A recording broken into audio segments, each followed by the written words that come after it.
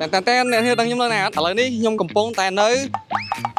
សាកលវិទ្យាល័យបច្ចេកវិទ្យានិងវិទ្យាសាស្ត្រកម្ពុជារវាងកម្ពុជានិងចិនអូខេឥឡូវចង់ដឹងថានៅក្នុងមានអ្វីខ្លះទៅតាមជាមួយខ្ញុំទាំងអស់នេះតោះ Let's go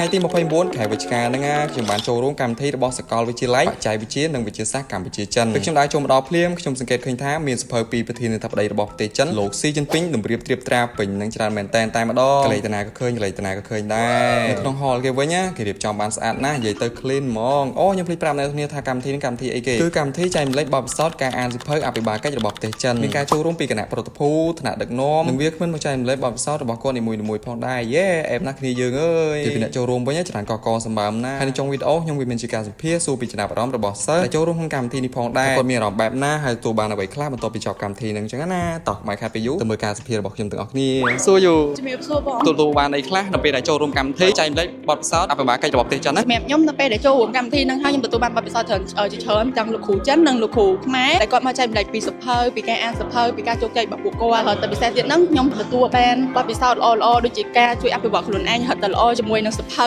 មួយដែលល្អសម្រាប់ខ្លួនឯងនិងជាសៀវភៅចំណងការទូតរវាងប្រទេសនិងប្រទេសហ្នឹងបងចាបងក្រោយពីបានចូលរួមក្នុងកម្មវិធីហ្នឹងតាមរយៈការចែករំលែករបស់វាគ្មិនធ្វើឲ្យខ្ញុំទទួលបានបទពិសោធន៍ដូចជាប្រព័ន្ធគ្រប់គ្រងរបស់ប្រទេសចិនក៏ដូចជារឿងរ៉ាវនៅពីក្រោយនៃការអភិវឌ្ឍប្រទេសចិនហើយក៏ក្នុងនាមយើងជាអ្នករៀនម្នាក់គឺការអានពិតសារៈសំខាន់មែនទែនមានអារម្មណ៍សប្បាយចិត្តមកនៃសារទទួលបានបទពិសោធន៍ថ្មីៗនិងចំណេះដឹងថ្មីៗពីការអភិវឌ្ឍប្រទេសការអភិវឌ្ឍសង្គមហើយនិងគោលនយោបាយផ្សេងៗនិយាយទៅចំណាយអារម្មណ៍ខ្ញុំផ្ទាល់ហ្មងគឺសប្បាយហើយជួបមនុស្សថ្មីៗច្រើនខ្ញុំបានស្ដាប់ភាសាចិនច្រើនទៅបានវត្តពិសោធន៍ថ្មីៗពួកបរិយាកាសនៅក្នុងសាលានិងការរៀបចំយើងមើលឃើញមិនដែរអាចនិយាយបានល្អបងល្អហើយចូលមកមានផានសុខភាពមានអារម្មណ៍ថាអត់ stress អត់អីបង relax យកមកអាចណែនាំជាភាសាចិនតិចបានទេណែនាំខ្លួនណែនាំខ្លួនឯងមែន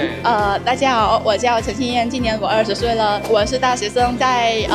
NUM还是在这里的ជាចុងក្រោយមានអីផ្ដាំផ្ញើទៅបងប្អូនដែលចង់រៀនភាសាចិនអញ្ចឹងណាសម្រាប់បងប្អូនឬមួយក៏បងដែលគាត់ចង់រៀនជាភាសាចិនគាត់អត់ទាន់មានសាលារៀនទេគាត់អាចកលេចមកមើលនៅសាលាខុងជឿយើងនេះបានដោយសារតែនៅសាលាយើងនេះមានទាំងសាកលវិទ្យាល័យមានទាំង part time អញ្ចឹងពួកគាត់អាចមានជំរឿច្រើនសម្រាប់មកការមករៀននៅនេះហើយការរៀននៅនេះល្អត្រង់ថាយើងបានសន្ទនាផ្ទាល់ជាមួយនឹងលោកគ្រូអ្នកគ្រូដែលជាជនជាតិចិនស្រាប់អញ្ចឹងទៅជួយអភិវឌ្ឍយើងឲ្យកាន់តែឆាប់ចេះនិយាយនិងឆាប់ចេះភាសាចិនមកកម្រិតទៀត